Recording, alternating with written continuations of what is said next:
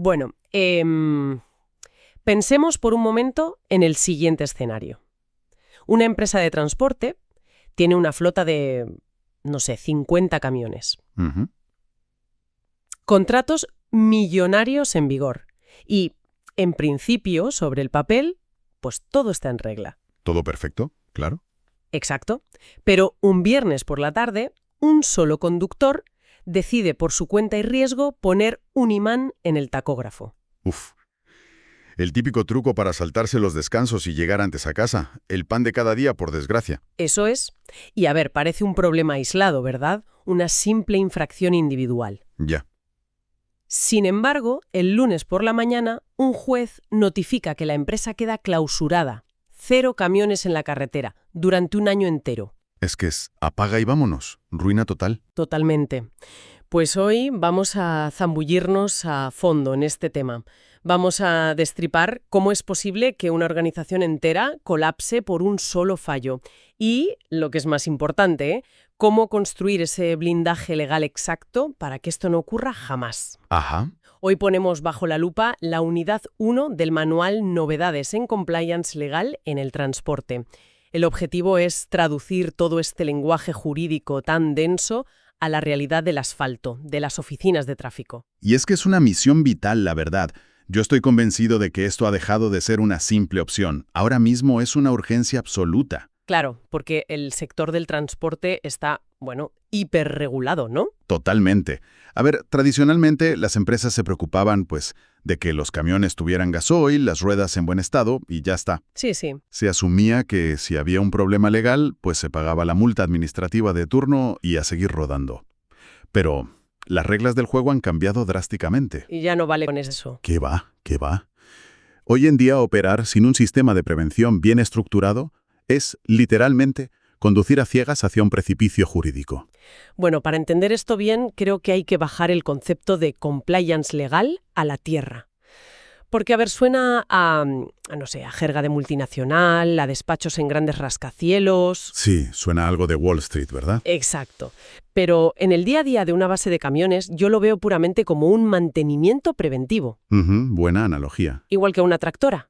No sé, se le cambia el aceite y los filtros antes de que el motor reviente en mitad de la autovía, pues el compliance revisa el motor legal de la empresa. Es decir, es un conjunto de procedimientos internos que se enfocan en 3 cosas: vigilancia, control y reacción. Básicamente, anticiparse a la avería jurídica. Exactamente. Y ojo, porque esa mecánica preventiva tiene un impacto inmediato, ¿eh? No solo en evitar multas, sino en la cuenta de resultados. Claro, no es solo un escudo protector. Para nada. Un sistema de cumplimiento normativo bien estructurado transforma la empresa. De cara al exterior, mejora la reputación corporativa de una forma exponencial. Ya, da una imagen de seriedad. Muchísima. A ver, pensemos en una empresa de transporte que quiere presentarse a una licitación pública o que quiere optar a los fondos europeos. O simplemente firmar con una multinacional enorme. Eso es. Hoy en día, tener este sistema funcionando es un requisito excluyente. Si no lo tienes, la gran empresa te dice, lo siento, pero te quedas fuera. Claro, establece unas reglas del juego clarísimas, lo que reduce mucha fricción entre los departamentos. Ya. Todo el mundo sabe lo que tiene que hacer. Exacto. Y además hay un factor patrimonial brutal. Si el día de mañana los dueños quieren vender la flota o fusionarse, una empresa que puede demostrar con papeles que tiene todos sus riesgos controlados vale muchísimo más dinero. Que una que va apagando incendios todos los días, claro. Efectivamente. Vale, pero para entender por qué este control es tan vital, vamos a hablar de esos incendios, de las averías catastróficas. Los riesgos reales. Sí, porque los riesgos operativos en la carretera son, el pan de cada día. ¿Hablamos de la manipulación de los tacógrafos, como decíamos antes? Vulneraciones en los tiempos de conducción y descanso.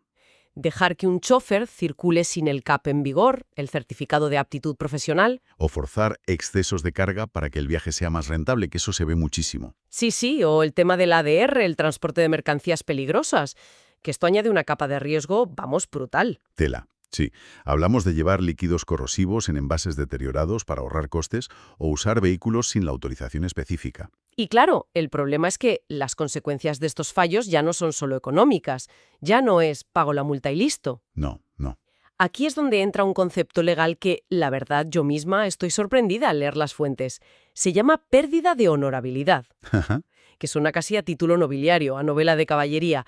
Pero en la práctica es la licencia para existir como empresa de transporte, ¿no? Tal cual, la honorabilidad es la piedra angular. Está regulada por la LOT y su reglamento, el ROT. Vale. Y es un requisito indispensable. Si una organización pierde este requisito, la Administración le suspende inmediatamente sus autorizaciones de transporte. Se acabó la actividad. Pero a ver, perder una licencia así debería ser, no sé, la consecuencia de un historial delictivo crónico. Ya, eso pensaría cualquiera. Claro, o sea, entiendo que te inhabiliten si cometes delitos gravísimos o si superas el famoso IRI, el índice de reiteración infractora, acumulando decenas de multas pequeñas. Sí, esas son dos de las vías para perderla. Pero es que el manual habla de una tercera vía que me parece escalofriante. De verdad, por cometer una sola infracción calificada como muy grave, toda la flota tiene que quedarse aparcada. Así es. Totalmente. Es que la reforma del ROT de 2019 endureció las reglas una barbaridad. Antes había más flexibilidad. La administración te mandaba un aviso, pagabas una multa altísima y ya está. Te dejaban seguir. Eso es. Pero ahora, cometer una sola infracción del llamado tipo A. Por ejemplo, lo del imán en el tacógrafo. Exacto, una manipulación para falsear registros. Pues eso desencadena automáticamente un expediente. Y el castigo es la suspensión de las autorizaciones por un periodo que puede llegar hasta los 365 días. ¡Ostras! Un año entero. Un año sin facturar y sin mover un solo vehículo. Claro, es que en la vida real eso significa tener que despedir a los conductores, incumplir todos los contratos y comerte unas demandas millonarias por lucro cesante. Es la muerte comercial absoluta. La administración no te multa, te arranca las llaves de los camiones. Pues sabiendo que el riesgo es literalmente existencial. La gran pregunta es, ¿cómo se instala este escudo? Porque tener buenas intenciones no le sirve de nada a un inspector. De nada, cero. Tiene que haber una hoja de ruta operativa, ¿verdad? Sí, hay 5 pasos muy concretos para implantar este compliance en la empresa. El paso número 1 es elaborar un mapa de riesgos. ¿Vale? Esto requiere sentarse y hacerse una radiografía brutalmente honesta. Es identificar dónde es más probable que se cometa una infracción en la empresa y qué impacto tendría. Ya, ver por dónde hace aguas el barco. Eso es. Y ojo, este mapa no es solo para el personal en plantilla. En el transporte de hoy la externalización es masiva. Claro, proveedores, autónomos. Exacto. La empresa tiene que auditar los riesgos que introducen las subcontratas y los transportistas que operan bajo su paraguas. ¿Vale? Ese es el primer paso. Una vez que sabemos por dónde nos pueden pillar, ¿cuál es el segundo? El diseño de protocolos. Hay que redactar un código ético o de conducta y establecer políticas que digan muy claro. Señores, en esta casa las cosas se hacen así y dentro de la legalidad. Entiendo. Pero a ver, el tercer paso es donde me imagino que casi todos fracasan, que es la formación y la implantación real. Ahí le has dado. De nada sirve tener un manual súper técnico de 200 páginas. Guardado en el cajón del director. Exacto. Es papel mojado. Las directrices tienen que llegar a la cabina del conductor. Hay que educar a la plantilla basándose en estándares internacionales, como la norma ISO 37301. Y dentro de esa implantación, las fuentes destacan una herramienta que me parece tan efectiva como delicada, el famoso canal de denuncias. Vital. Es el mecanismo para que los problemas afloren internamente antes de que te llegue una inspección sorpresa de transporte. A ver, en una multinacional enorme con miles de personas entiendo perfecto cómo funciona un buzón anónimo. Claro, nadie se conoce. Pero pongamos el foco en quienes nos escuchan desde una empresa familiar, con 15 camiones en la base, donde todos saben dónde vive el otro. Sí, sí. Si el jefe de tráfico está obligando a un chofer a saltarse los descansos y el chofer decide usar el canal de denuncias, ¿cómo se garantiza que eso no acabe en un despido fulminante por represalias? Pues ese es el gran reto. Y por eso la ley es tan estricta aquí. El canal tiene que garantizar confidencialidad absoluta e incluso anonimato total. Ya, pero ¿cómo lo haces en una oficina pequeña? Pues la solución más operativa suele ser externalizarlo. Lo gestiona un despacho de abogados o una consultora independiente. Ah, claro. Se saca fuera de la empresa. Exacto. La denuncia llega a un tercero imparcial. Ese tercero filtra la información, protege la identidad del trabajador a cal y canto, y luego ya inicia la investigación interna. ¡Qué inteligente! ¿Y eso conecta con el cuarto paso? Los canales de comunicación y el código disciplinario. Efectivamente. Si alguien levanta la mano, la empresa está obligada a investigar. Y si se demuestra que el jefe de tráfico coaccionaba a los conductores, pues hay que sancionar, de forma transparente. Si la empresa mira hacia otro lado, todo esto es una farsa. Totalmente. Sería un compliance de escaparate. Por eso el quinto paso es la mejora continua. Claro. Revisar que todo esto funcione. Sí, porque las rutas cambian, las leyes de transporte se actualizan cada 2 por 3, el sistema tiene que evaluarse periódicamente. Y, sobre todo, hay un elemento que cruza todos estos pasos, y es el salvavidas real, el famoso rastro documental. El rastro documental. Como bien dicen los auditores, si no está escrito, no ha pasado. Es que la administración no lee mentes, lee evidencias, ¿no? Tal cual. La empresa tiene que tener un registro de cada cursillo dado, cada revisión de cómo se amarra la carga, cada denuncia recibida y cada castigo interno aplicado. Pongamos que hay un accidente grave por un camión pasado de kilos. Ajá. Si hay una investigación, la dirección tiene que sacar las carpetas y decir, mire, hicimos absolutamente todo lo humano y legalmente posible para evitar esto. Eso es. Ese es el escudo. Pero claro, todo este entramado, mapas, protocolos, canales, papeleo, esto no funciona solo. No se gestiona por arte de magia. Necesita a alguien al volante. Exactamente. Y aquí llegamos al mayor dolor de cabeza para las organizaciones, la figura del compliance officer. El responsable de cumplimiento normativo. ¿Quién es exactamente esta persona? Pues es el perfil, o un comité entero si la empresa es muy grande, encargado de vigilar que toda esta maquinaria funcione sin desviarse ni un milímetro. Vale. Sus funciones están muy marcadas en normativas como la UNE 19601. Tienen que promover la cultura ética, supervisar auditorías, fijar indicadores y vigilar los riesgos de los terceros, de las subcontratas. Vale. Pues viendo el nivel de riesgo, entiendo que esto no se le puede encargar, con todos los respetos, a alguien de administración que tenga los viernes por la tarde libres. No, para nada. Necesita formación jurídica, técnica. Y poder. Autoridad real. Si el director comercial cierra un acuerdo con unos tiempos de tránsito que obligan a ir a 120 por hora, el compliance officer tiene que poder plantarse y decir, este contrato no se firma. Has dado en el clavo. Esa es la palabra mágica. Autoridad. Pero una autoridad que nace de su independencia. Independencia, claro. Es un conflicto de intereses de manual. El jefe de tráfico quiere mover la mercancía lo más rápido y barato que pueda. Lógico, es su trabajo. Y el compliance officer quiere que se haga de forma estrictamente legal. Si el responsable de cumplimiento depende del director de tráfico y le pueden despedir por llevarle la contraria... Pues apaga y vámonos otra vez. Exacto. El sistema carece de validez ante un juez. La independencia orgánica es innegociable. Madre mía.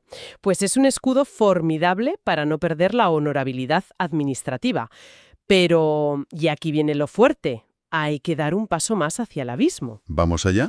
Porque hasta ahora hablábamos de transportes, de perder licencias, pero el escenario más oscuro no está en el ministerio, está en los juzgados de lo penal. Sí. Entramos en la zona del compliance penal. Que es donde este sistema demuestra de verdad lo que vale.